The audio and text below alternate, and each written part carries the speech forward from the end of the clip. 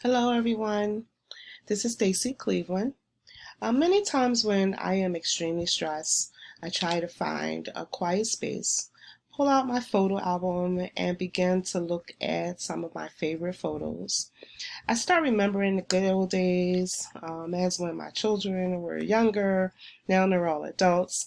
My favorite places I've traveled, and thinking about different time periods, such as like my childhood, my teenage years, or periods throughout my adulthood.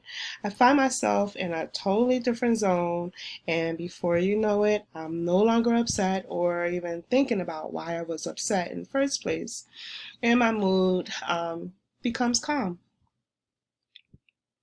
So today I want to share with you my technique demonstration on reminiscence therapy and how stimulating the brain can open a floodgate of memories.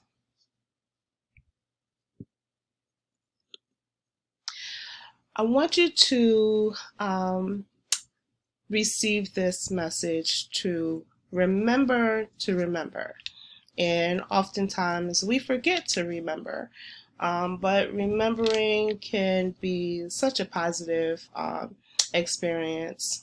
Traveling back through memory lane, I often find very soothing and relaxing. And there's just a few points I wanted to share with you about reminiscence therapy, and that photos are conversation starters. So either you're with family members or even new people who don't know you, and you're kind of introducing yourself, or clients that we may be working with. Photos are conversation starters. Images can unlock long-term memories.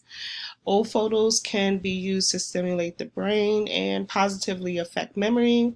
Also, talking about the past is catapulted when images are available for people to see.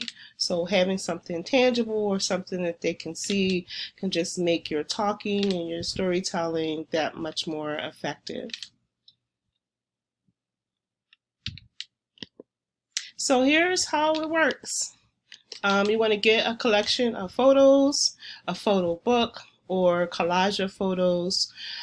Images on your phone, they'll be suffice or sufficient. However, photos are best when they are tangible. While examining each photo, you want to ask yourself or ask your client or whoever you're working with the following questions. What are your thoughts about this photo? Who took this photo? What do you like or dislike about this photo? How old were you when this photo was taken? What was the occasion for the photo, and identify your emotion related to this photo. Just note some things. There are many variations to the types of questions you can ask, so you can certainly ask different types of questions. However, just remember the main idea is to take your mind off of the current stressor and to restore affect and calm mood. So, being able to ask those questions, having the person to elaborate on their feelings about it, can often bring a very calm and soothing kind of mood.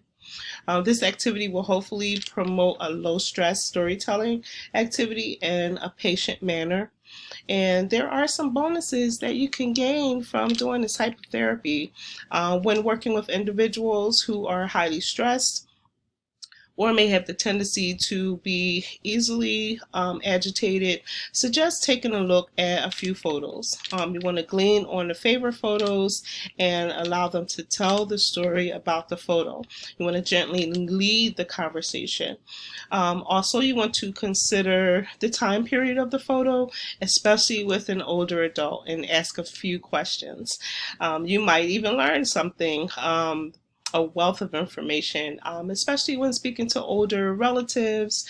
I love the experience of speaking with my older relatives, because one picture can tell so much of a story and bring out so much information, things that I didn't even know.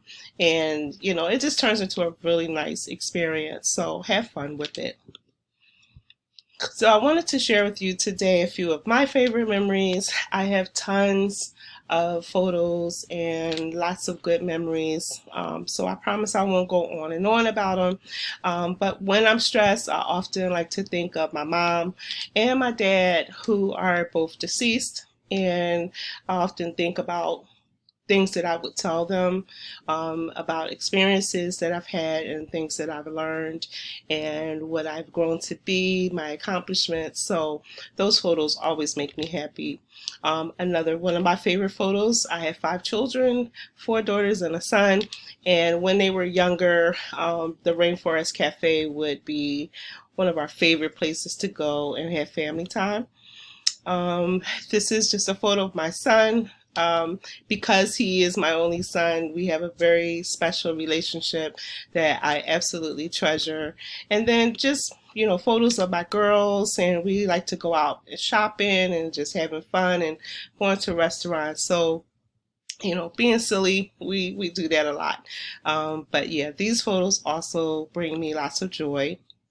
I also like to think about my achievements through the years, and completing my undergrad at Drexel was monumental for me. So this often brings me a lot of joy. And sometimes I will escape and just take a long drive, but I'll wind up ending up wherever there's water, there's a pond or a river, a waterfall, or even just sitting in a nice quiet area when it's raining. It's a nice summer day, and the showers, it just brings me lots of peace. And again, my son, this photo brings me lots of joy because he is in the army now and he's over in Korea doing his thing. His mom's praying for him every day. But yes, because I'm so proud of him, this picture also brings me joy. This is my best friend. Her smile in this photo and just the background is just a very serene type of photo, and it always makes me feel good inside. And then I'll wind up giving her a call anyway and just telling her stuff that I'm going through. Yeah, we have lots of smiles. And then, cooking dinners and having family gatherings is something that I love to do. And this photo also reminds me of that. So a few things to just keep in mind. Remember that as in any therapy, it's a process and it may take time. You have some clients that like to talk. Sometimes they don't want to talk. Sometimes they're just angry. But just remember, it is a process and it does take time. Reminiscence therapy requires patience and sensitivity, and that some memories may not always be positive. Sometimes they're painful. So you just want to be prepared in dealing with that as well. This therapy can result in a documented trip down memory lane, or you can organize photos in a way that is time sensitive, in which they occurred throughout the periods of time. You could group them by the event, or you can do a scrapbook activity, which can be handed down as an heirloom for future generations to enjoy. So my final message to you today is don't forget to remember. Thank you so much for listening to my video.